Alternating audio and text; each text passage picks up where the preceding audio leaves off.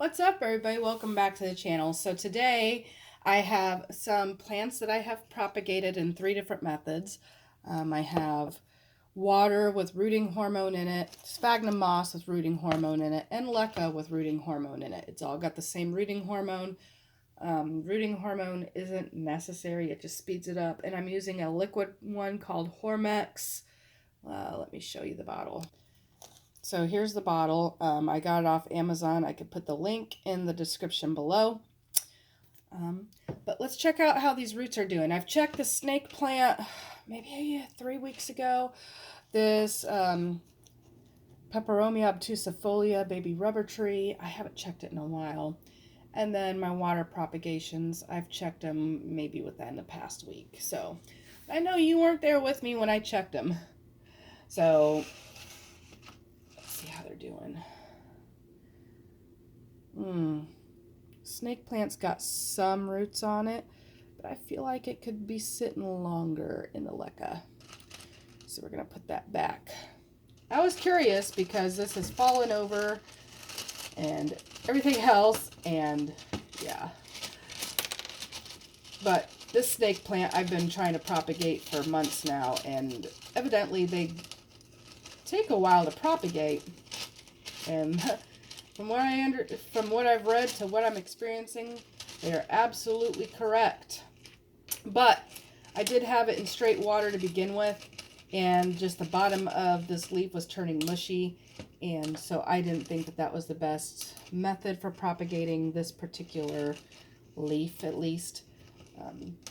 Maybe when I propagate snake plants in the future, I will try it again and see if I have different results. Maybe it was because it was late winter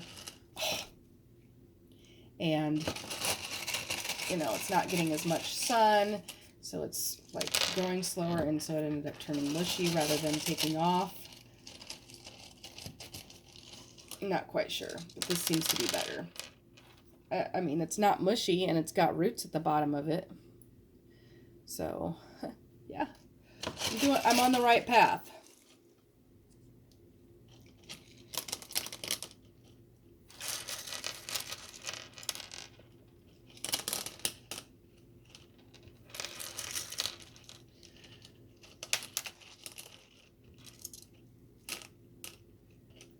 So I just have that sitting in my dining room in my north-facing window, which I am going to stick it back there. Next one I'm really curious about is the baby rubber tree here. I have the sandwich bag over it to help keep humidity in and all that. It's in sphagnum moss and perlite. So let's get it out. Ooh, maybe that's just sphagnum moss, but I was getting excited. I've already propagated 2 plants successfully of the Peperomia obtusifolia, so I know it works, but this particular plant, it only seems to have, it's just, this cutting just isn't really doing much. It's got a few roots on it, and it's not dead, but it was growing a new leaf on it at the top there, and then now it's not, so it looks like the bottom's rotting. Maybe I should just ditch this propagation. I mean, my mother plant is growing more new leaves on it, so I'm sure I'll be able to propagate it again later on this year and have better success. I had 3 propagations. The other 2 were rooting really good, so I gave those away, and then this one, it just never took off like the other one. So do I think sphagnum moss works? Yes, I do. I can't remember what else I had propagating, and the Peperomia Hope. I finally got it in a little pot, a little terracotta pot, and it's got new growth on it. So I believe in it. It's just not every time we propagate something is exactly successful. So we're just going to take all this stuff and put it in the compost, and I'm going to wash the pot and reuse it. All right, so let's check on the water propagation. I'm not even sure what this philodendron is, but look at it. It's got nice roots on it. it's been propagating for about 2 months now, and it's just now starting to really take off. I'm thinking it's because it's spring.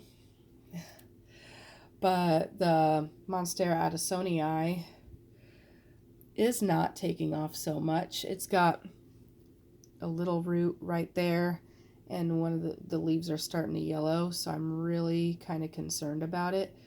Maybe I ought to put a little fish fertilizer in there. I think I'm going to go ahead and change this water out anyway, and then I'll put new rooting hormone that I already got mixed up in there, along with just the tiniest amount of Neptune's Harvest fish and seaweed fertilizer. Seaweed. What's seaweed? In fact, I'm kind of curious to see if the Monstera adisonii wouldn't do better in sphagnum moss. So I am actually kind of thinking, let's try that and see if my results are different. If not, I know that they have Monstera adisonii at Lowe's, and I really do want this plant. My Monstera deliciosa is huge, whereas this is going to stay smaller, and the leaves won't get big, and they won't get finished like the split leaves. They just have the holes in them, and so I kind of like that too. And in fact, upon grabbing my sphagnum moss and I don't remember what else I was going to say, but I decided that I'm going to go ahead and do it with the Philodendron Dungeon, because transitioning it from water to soil, it's going to take a shock. So I'm going to try to ease that transition by finishing the propagation in sphagnum moss. I'm going to put some dry in here and see how much it takes to fill it up. And then I'm going to soak it, squeeze it out, and then add my plants in there, along with rooting hormone and fertilizer.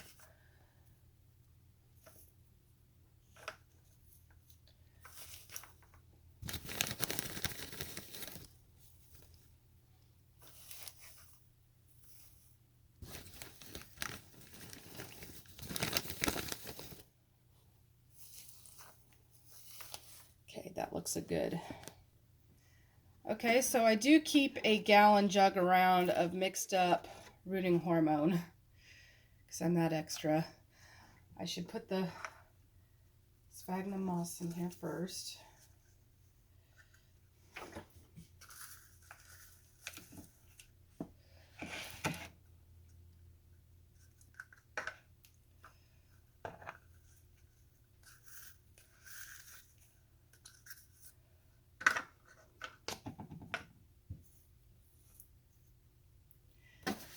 Dump the water in there. Well, maybe I should put in a little bit of, oh, this is going to be hard, just giving it a tiny, tiny, tiny bit. Let me shake this up. I'll put a link in the description for this product too, but you can get it in a bigger sizes too.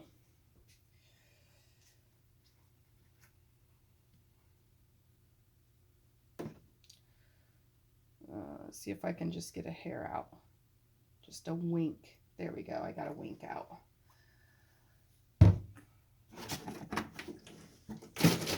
How much is a wink? Does anybody really know? Not quite sure, but yeah. So we're going to let that sphagnum moss get all soaked up.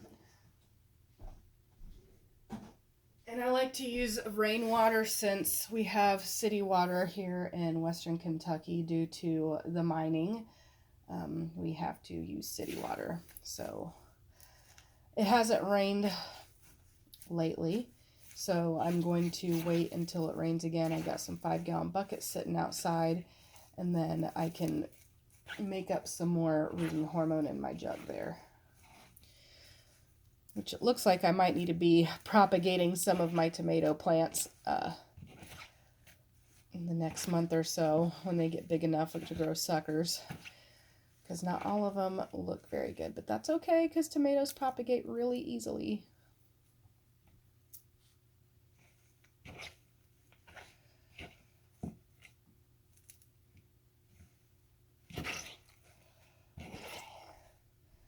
Some of these pieces are harder to soak up water, so I'm going to try to break them up.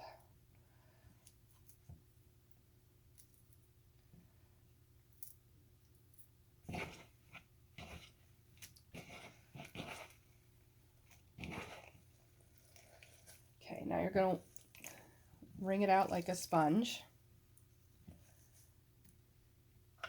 I'm going to add a little bit to the bottom.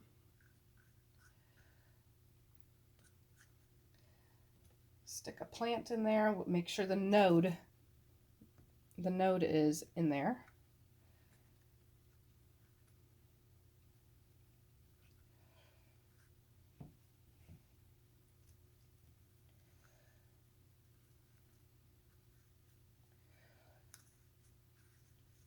And I am going to try to leave it without a sandwich bag on it. It's not had a lot of humidity thus far. Maybe I'm changing my mind because maybe that's what this monstera is needing. We'll see how I feel.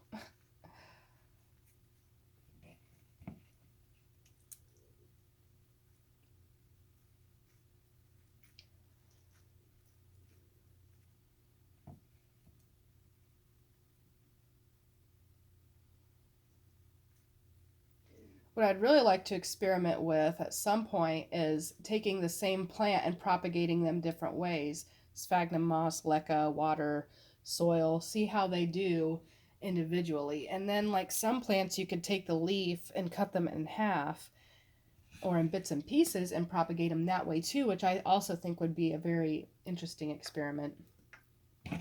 Oh, looks like I need more moss.